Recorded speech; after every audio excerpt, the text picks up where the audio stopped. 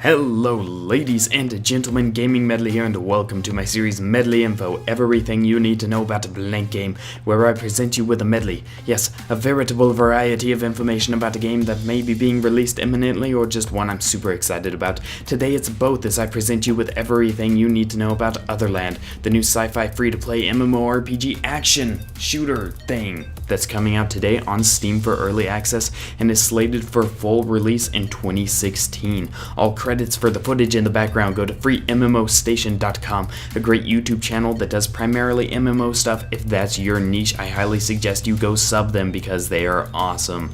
Alright, so Otherland, the MMORPG, is actually based off of a series of books, a tetralogy of them. In fact, 4 of them, for those of you who don't know what tetralogy means, about people who go through various simulations that are connected to a main hub simulation. Anyways, it starts out with a World War I soldier waking up seriously wounded in an apparent trench on the Western Front. He has a dream about a bird woman. He wakes up and one of her feathers is in the trench with him. He realizes that things in this world are a little bit amiss. His friends suddenly change their appearance and he begins gallivanting through various simulations.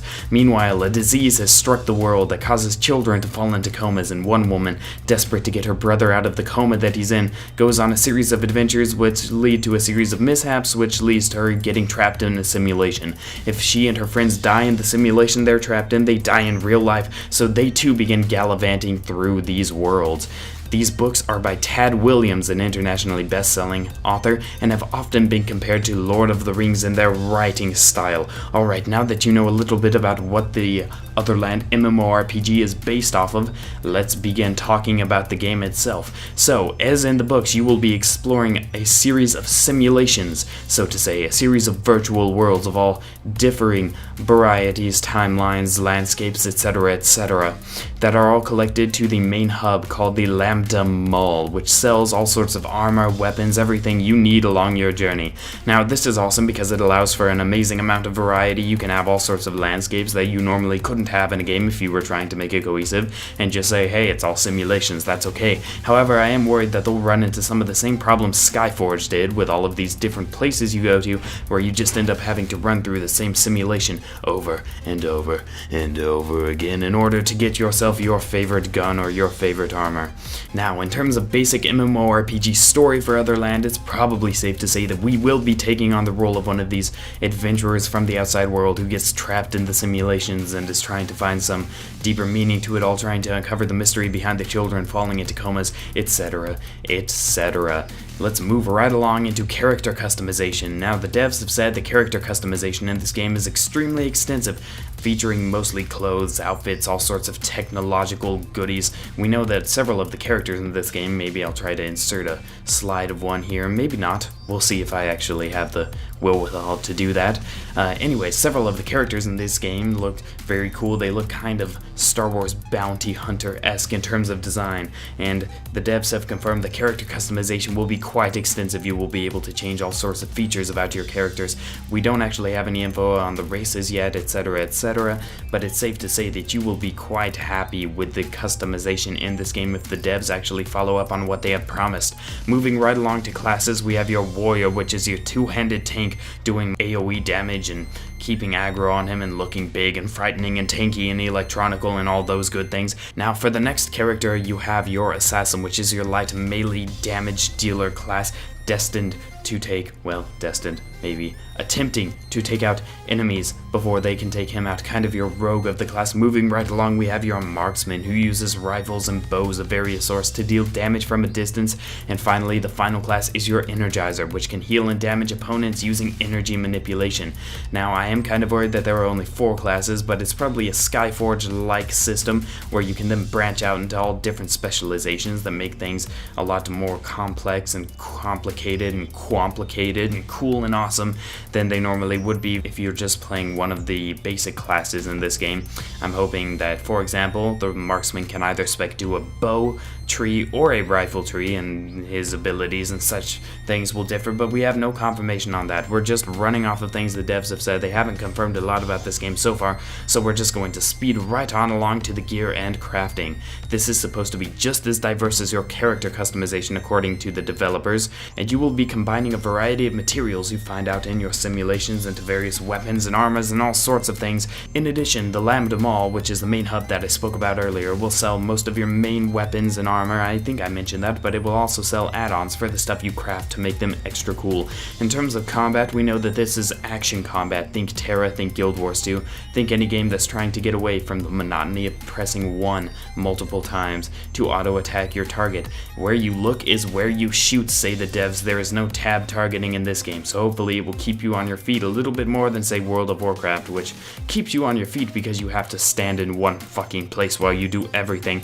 In terms of PvP, we know that open world PvP is an optional component of the game for those who are interested in it. However, you do not have to participate. Let's move on to the pricing, which is what I know most of you will be concerned about, considering this game is being released into early access. So the starter edition of the game starts out at $20, the deluxe at $28, and the collector's at $45. Now, the devs have said that the early access edition of the game is only for people who want to support the game during its development. However, they have also said that they are aiming for more of an open beta-ish feel, which means that the final product probably won't be too much different from this one. In terms of the free-to-play cash shop, which I know you all are wondering about, they have said that they won't have one really, but instead they will be adding DLCs, which will add outfits, alternative animations, and additional quests. Now, the additional quest thing kind of bugs me. I think that everybody should get as much content as possible. I'm one of those guys who thinks that cash shops should be firmly cosmetic in every way.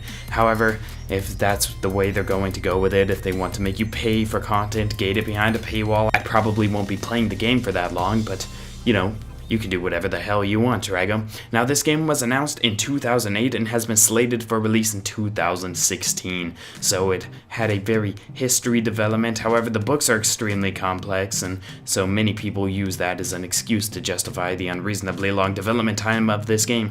However, it's all okay, as the engine they will be using for the graphics is Unreal 3, so this game looks pretty as fuck.